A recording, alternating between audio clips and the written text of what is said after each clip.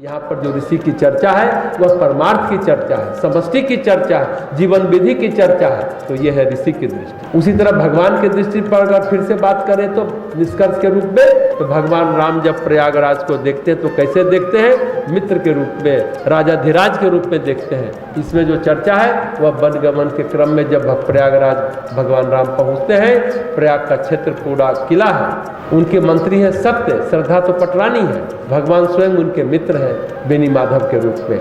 इस रूप में भगवान ने उनको देखा तो भगवान की दृष्टि में बहुत ही सुकृति, बहुत ही मजबूत राजाधिराज है प्रयागराज, जो भक्तों की भी रक्षा करते हैं, उनको दान भी देते हैं। भगवान के साकार साक्षात प्रतिनिधि कौन है? तो प्रयागराज है और उनके मित्र भी हैं।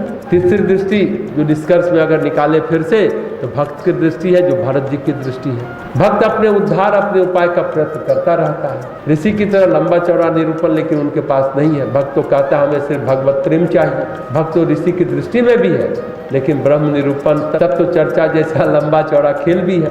ऋषि भी भक्त है, उनकी दृष्टि में भी भक्ति है, लेकिन उसके साथ ब्रह्म निरूपण जुड़ा हुआ है, धर्म विधि जुड़ी हुई है, तत्व चर्चा जुड़ी हुई है। लेकिन भक्त जो होता है सिर्फ और सिर्फ प्रेम की बात करता है।